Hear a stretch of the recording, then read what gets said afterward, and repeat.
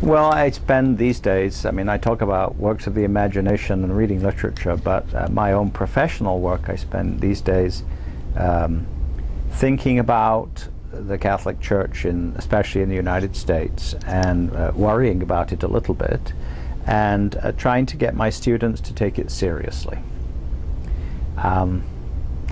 Seriously, not solemnly.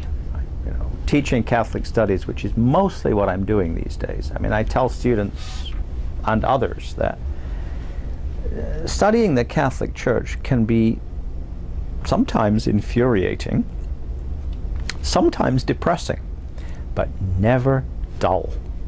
There's always something going on that deserves to be investigated. But here we are, I mean, we're doing this, we're talking now, we're at a place in history where 50 years next week after the beginning of the Second Vatican Council, which was a huge event in the worldwide Catholic Church that changed a lot of the face of Catholicism forever, I think, probably.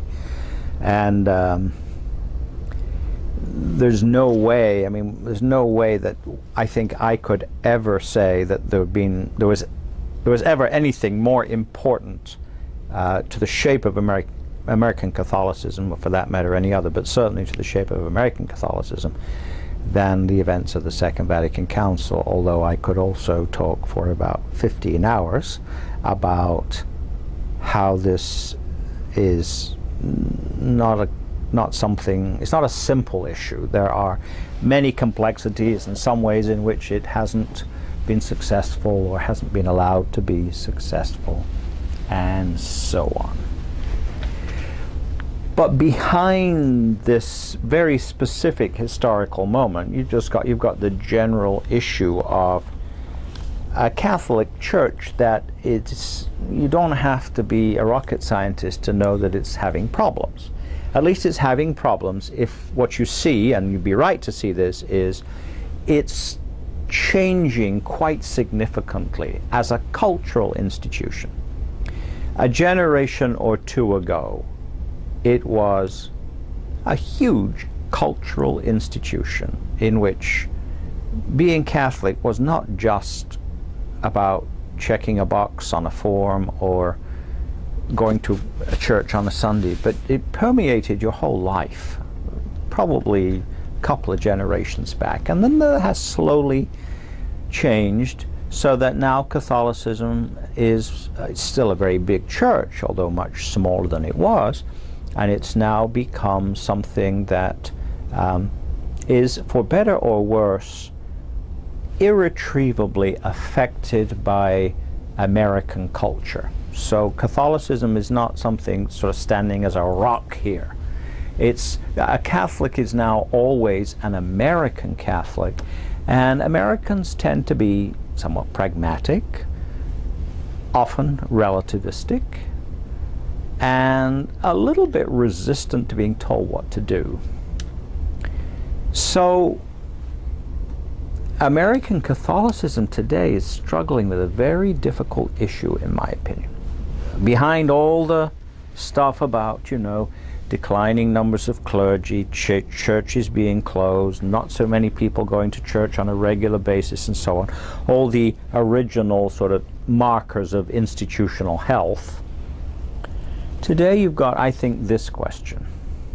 What's the relationship between teaching authority and individual prudential judgment? So historically, the Catholic Church has always been a very clear teaching voice. And especially, I say always, but certainly for a number of centuries now. And Catholics have tended to be people who, at least publicly, accepted that teaching. And I don't think it's like that anymore. And I'm not sure that I think it's a good thing or a bad thing. It's probably a mixture of good and bad. But today, we might listen to advice, and I hope we'd be not stupid enough not to listen to advice.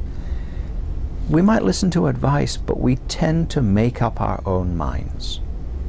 And I think probably that's most noticeable not in sort of narrowly religious issues like, I don't know, the relations between the three persons of the Blessed Trinity or something like that, but more on social, political, and ethical issues. And today, I think